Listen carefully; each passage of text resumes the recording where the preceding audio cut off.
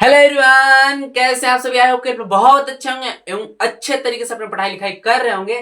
तो आज की इस लेक्चर में हम लोग देखने वाले हैं फिजिक्स को भी, मतलब हमने आज की इस लेक्चर में चालू कर दिया है। तो आज है हमारा पार्ट 1, यूनिट 1 है, जिसका नाम है स्थिर वैद्युत। स्थिर वैद्युत के अंतर्गत हमारे आते हैं दो चैप्टर, जिसमें से हमारा प्रथम चैप्टर है विद्युत आवेश तथा क्षेत्र, तथा दूसरा चैप्टर है विद्युत विभव और धारिता। विद्युत विभव और धारिता दूसरा चैप्टर है। आज हम देखने वाले फर्स्ट चैप्टर का इंट्रोडक्शन पार्ट, ठीक ना। इसमें हम बेसिक पार्टों की बात करेंगे, कुछ ऐसे ऐसे पॉइंट के बारे में बात करेंगे जो आगे जाकर हमारे पार्ट में काम आएंगे, ठीक। जब हम डेरिवेशन सॉल्व कर रहे होंगे, जब हम न्यूमेरिकल सॉल्व कर रहे होंगे, जब हम थ्योरी पढ़ रहे होंगे बुक की, तब हमारे को ये काम आएंगे, ठीक ना। तो हमारा जो फर्स्ट चैप्टर है विद्युत आवेश तथा क्षेत्र, इस चैप्टर को हम लोग चालू करने वाले हैं आज की इस लेक्चर में। तो चलिए हम शुरू करते हैं अपना लेक्चर, और हम समझते हैं कि स्थिर वैद्युत होता क्या है। तो स्थिर वैद्युतिकी कहते किसे हैं बेसिकली। तो हमने लिखा है स्थिर वैद्युतिकी। अब देखिए, भौतिक विज्ञान की वह शाखा, हम लिखते हैं थोड़ा, भौतिक विज्ञान की वह शाखा जिसके अंतर्गत स्थिर आवेशों स्थिर आवेशों ठीक, भौतिक विज्ञान की वह शाखा जिसके अंतर्गत स्थिर आवेशों के गुणों का के गुणों के गुणों के संबंधित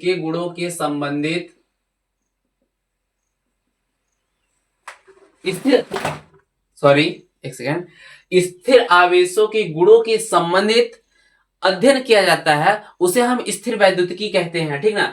इसमें हम स्थिर आवेश से संबंधित विद्युत बल, स्थिर आवेश से संबंधित विद्युत क्षेत्र की, स्थिर आवेश है इसका विद्युत बल कितना होगा, ठीक ना। स्थिर आवेश क्यों है, इसका आवेश कितना होगा, इसका विद्युत बल कितना होगा, इन सारी चीजों का अध्ययन करते हैं, तो उसे हम स्थिर वैद्युतिकी कहते हैं। तो आप इसे ऐसे लिखिएगा, स्थिर वैद्युतिकी किसे कहते हैं। अगर क्वेश्चन रहेगा तो आप लिखिएगा भौतिक विज्ञान की वह शाखा जिसके अंतर्गत हम स्थिर आवेशों के गुणों का अध्ययन करते हैं, स्थिर आवेशों के गुणों का अध्ययन करते हैं, स्थिर वैद्युतिकी कहलाता है, ठीक। जैसे विद्युत बल, विद्युत आवेश, विद्युत ऊर्जा, ठीक ना, ऐसे बस उसका बता दीजिएगा। अब देखिए, आई होप कि स्थिर वैद्युतिकी समझ आ गया कि मतलब कोई स्थिर है, कोई आवेश है क्यों जो कि स्थिर है, ठीक ना, ये रुका हुआ है, उसी के बारे में पढ़ रहे तो स्थिर वैद्युतिकी कहलाता है, बस दैट्स इट। अब देखिए, हमारा तक घर्षण विद्युत या स्थिर वैद्युत किसे कहते हैं। हमारा अगला टॉपिक है घर्षण विद्युत या स्थिर वैद्युत किसे कहते हैं। अब देखिए, घर्षण वैद्युत क्या होता है, नाम से जैसा कि स्पष्ट हो रहा है कि किसी दो वस्तुओं को आपस में घर्षण कराने से उत्पन्न ऊर्जा को ही घर्षण ऊर्जा कहते हैं, ठीक है। तो अब देखिए, घर्षण घर्षण विद्युत या स्थिर वैद्युत वह विद्युत है जो दो वस्तुओं के रगड़ से के कारण उत्पन्न होती है, उसे हम घर्षण विद्युत कहते हैं, ठीक। जैसे फॉर एग्जांपल के लिए मैंने एक यहां पास लिया, हमने यहां पास एक ले लेना हम कांच का रॉड, ठीक। ये हमने एक कांच का रॉड लिया और इसको हम रेशम के धागे से, ठीक ना, यहाँ पास हमने एक रेशम का, ऐसे समझ लो रेशम का एक हमने कपड़ा लिया, ठीक ना, रेशम का कोई सा एक कपड़ा है, कांच का छड़। अब देखो, कांच का छड़ और रेशम, ठीक ना, कांच के छड़ और रेशम को जब हमने आपस में रगड़ा ना, तो उससे एक आवेश उत्पन्न होता है, जिसको हम बोलते हैं ऋणावेश, ठीक ना। इसको एक वैज्ञानिक ने, शायद उनका नाम एम्बर या ऐसे कुछ था, एक सेकंड में देख कर बताता हूं। एक वैज्ञानिक थे जिन्होंने किया इस प्रयोग को,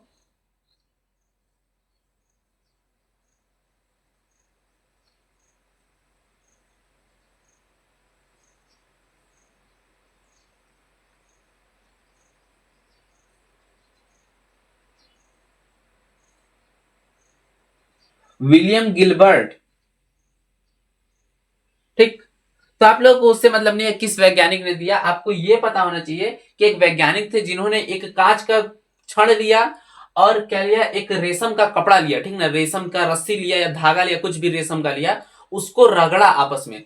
तो ये जो कांच था ना, कांच पे एक ऋणावेश उत्पन्न हो गया, यानी कांच पे एक आवेश उत्पन्न हो गया, कांच विद्युतमय हो गया, कांच आवेशित हो गया, और कौन सा आवेशित हुआ, ऋणावेशित हुआ। ठीक ना, आई होप कि समझ आया होगा।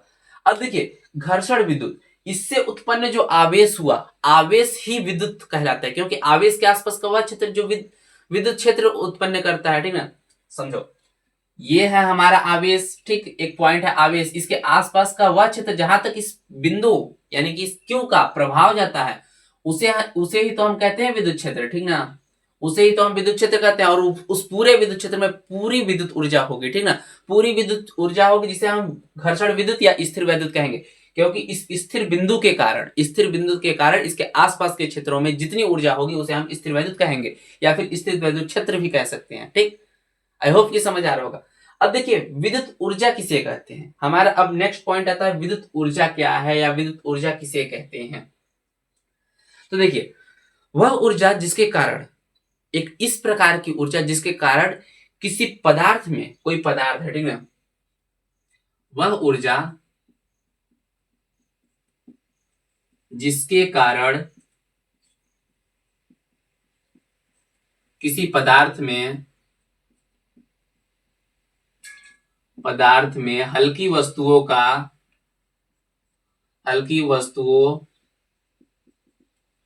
को आकर्षित करने का गुण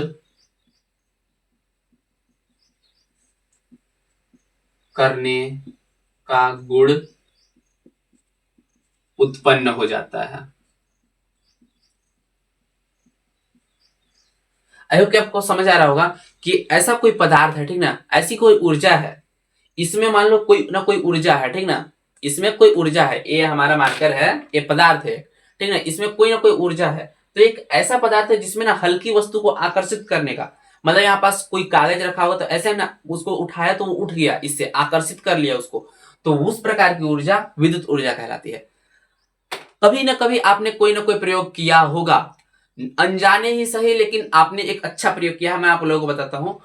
आप लोग क्या करते हैं, कभी ना कभी ऐसे हाथ को ऐसे घसते हैं सिर पे, सॉरी, आप लोग हाथ को ऐसे सिर पे घसते हैं और अपने हाथ को जब ऐसे करते हैं प्लास्टिक से या फिर कागज से, ऐसे करते छोटी छोटी कागजों को अगर आप चूर्ण बना ले, छोटी छोटी कागजों को तोड़ ले, तो ऐसे करेंगे ना तो आपके हाथ में एक आवेश उत्पन्न हो जाता है, ठीक ना, जिससे आपके हाथ में धनावेश उत्पन्न हो जाता है। और जो कागज होता है अगर आप उसे जमीन पे रख के अगर आप ऐसे खींचेंगे तो कागज में ऋणावेश रहेगा धरती के कारण, तो आप उसको ऐसे करेंगे तो आपके हाथों की ओर आकर्षित होता है, उसी को हम बोल रहे हैं विद्युत ऊर्जा।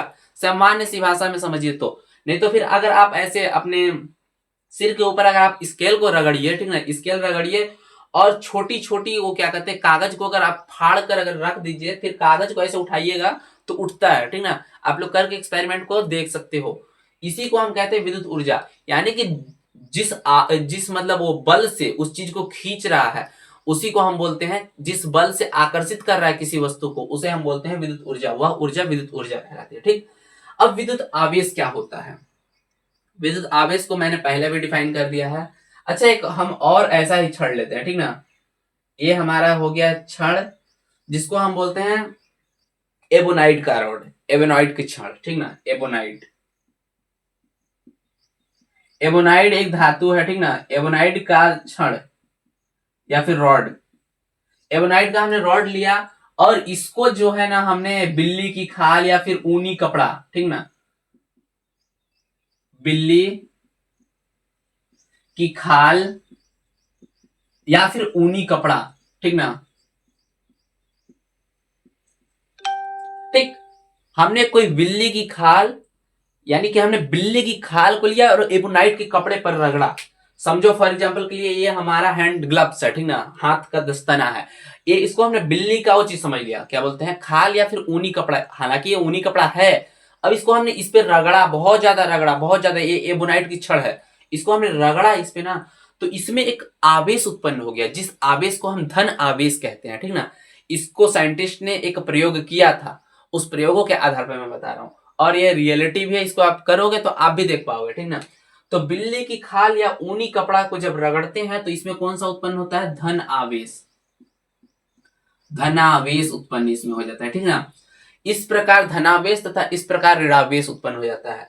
अब देखिए विद्युत आवेश क्या है, विद्युत आवेश क्या है। अब विद्युत आवेश को हम थोड़ा एक्सप्लेन करें तो विद्युत आवेश की अगर परिभाषा लिखना चाहेंगे तो किसी कण का वह गुण जिससे वह विद्युत बल का अनुभव करता है।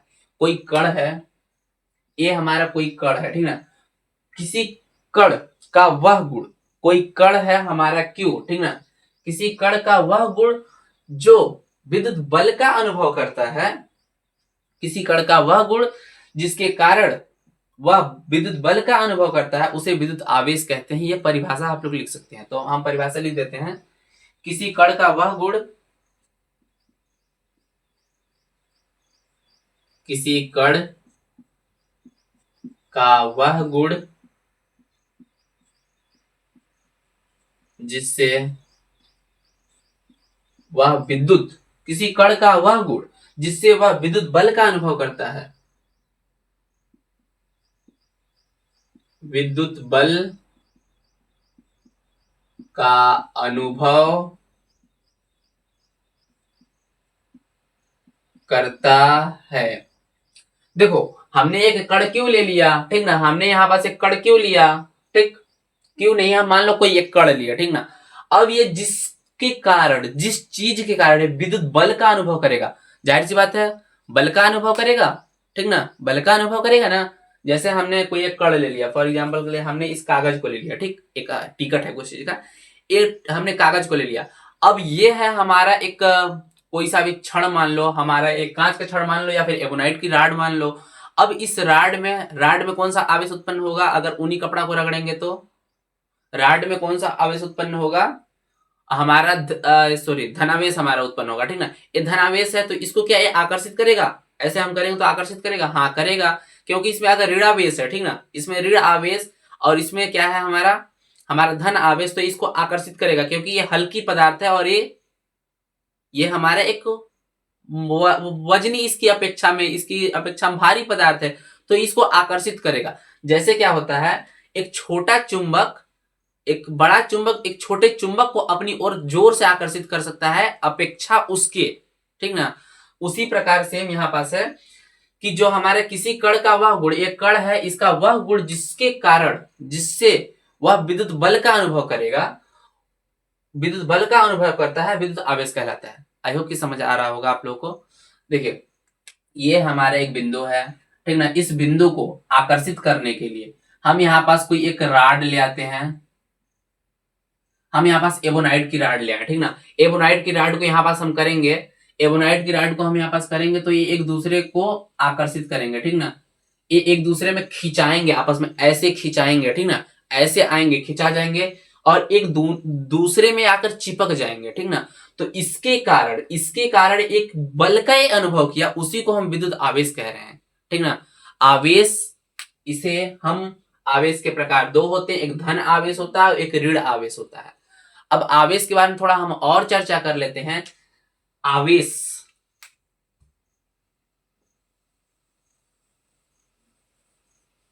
आवेश, हमारा आवेश। अब देखिए, आवेश के बारे में थोड़ा हम और चर्चा करते हैं। आवेश प्रकार कितने होते हैं, दो प्रकार होता है आवेश का। आवेश का मात्रक की बात करें, आवेश के मात्रक की बात करें तो इसका मात्रक होता है कूलाम, ठीक ना। कूलाम एक वैज्ञानिक थे, ठीक ना, जिन्होंने अपने नाम को ही मात्रक बना दिया आवेश का, ठीक।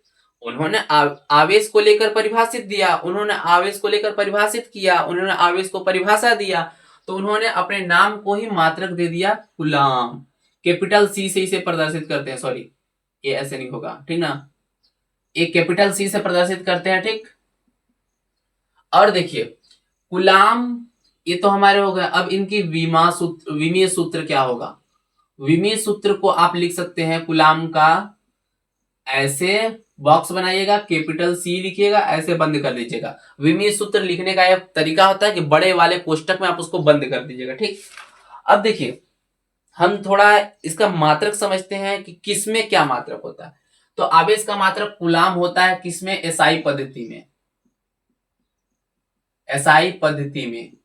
और आवेश का कुछ और भी मात्रक होता है, तो आवेश का एक और मात्रक हम लोग लिखते हैं सीजीएस पद्धति में, सीजीएस पद्धति में। सीजीएस पद्धति में हमारा क्या होता है, आवेश का मात्रक होता है स्थैत कूलाम, ध्यान दीजिएगा, स्थैत कूलाम, ठीक ना। स्थैत कूलाम। ये होगा हमारे आवेश से रिलेटेड कुछ एक आध दो पॉइंट में बातें। और अब हम कल देखेंगे आवेश से संबंधित ही बात करेंगे, आवेश से संबंधित ही चर्चा करेंगे कि आवेश का गुण क्या होता है। फिर हम कल चालू करने वाले हैं अपना most IMP question, that is coulomb का नियम। ठीक ना, तो हमारा कल होने वाला है कूलाम का नियम, जो कि इस चैप्टर का बेस ही है। इस कूलाम के नियम के बिना कुछ भी, एक भी डेरिवेशन सॉल्व नहीं हो सकता, एक भी न्यूमेरिकल सॉल्व नहीं हो सकता, एक भी डेरिवेशन सॉल्व नहीं हो सकता, एक भी न्यूमेरिकल सॉल्व नहीं हो सकता। ध्यान दीजिएगा।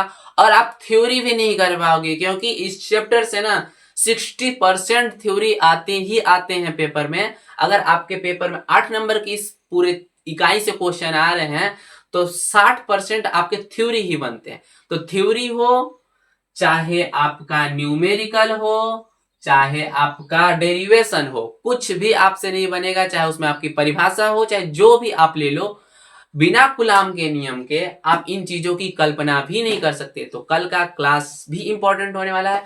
और हाँ, एक प्यारा सा कमेंट जरूर करिएगा कि आज की क्लास आपको कैसी लगी, और अगर अच्छी लगी तो अपने दोस्तों तक जरूर शेयर करिएगा, और एक लाइक जरूर करिएगा, और प्यारा सा कमेंट करिएगा ताकि हम मोटिवेट हो सके। और बहुत बहुत धन्यवाद। जय हिंद, जय भारत।